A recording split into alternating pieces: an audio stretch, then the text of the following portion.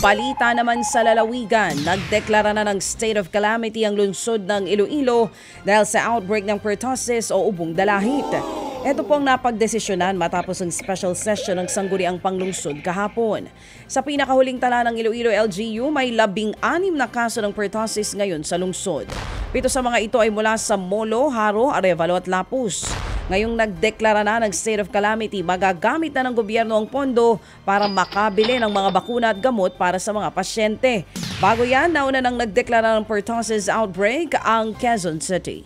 Isa na namang sunog ang sumiklab po sa kagubatan ng Bokot, Benguet nitong Lunes lamang ng gabi. Sa laki ng forest fire, umabot pa sa kalsada ang apoy. Kanya-kanyang iwas tuloy ang mga motorista. Palaisipan pa sa mga bombero kung ano ang pinagmulan ng sunog. Bukod sa kagubatan, nasunog din ang ilang struktura. Patuloy pa rin inaapula ng mga bombero ang forest fire. Patuloy naman ang investigasyon ng mga otoridad para malaman kung sino may pananagutan sa nangyaring banggaan ng dump truck at isang van sa Antipas, Cotabato. 17 ang namatay sa nasabing disgrasya. 5 po ang sugatan. Nangangalap na ng testimonya mula sa mga testigo mga pulis.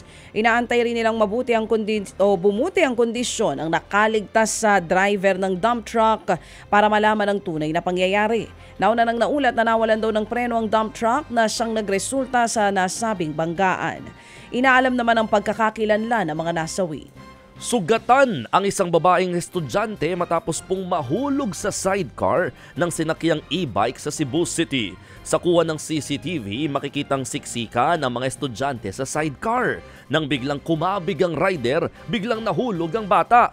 Nagulungan pa siya ng sidecar. Agad namang sinaklolohan ng mga tao sa lugar ang bata. Nangako naman ng rider na sasagutin ang anumang pagpapagamot na kailangan ng biktima. Sa Araceli, Palawan, patay ang isang batang babae matapos makapitan ng dikya. Namutla at nagkulay ube ang braso at kamay ng 10 taong gulang na biktima dahil sa tindi ng laso ng dikyang kumapit sa biktima. Naliligo noon sa dagat ang bata nang mangyari po ang insidente. Sinubukan pang isalba ang biktima pero binawian din ito ng buhay. Ayon sa Araceli Rural Health Unit, nagkaroon ng severe allergic reaction ang biktima. Unang kaso raw yan ng jellyfish sa nasabing lugar ngayong taon.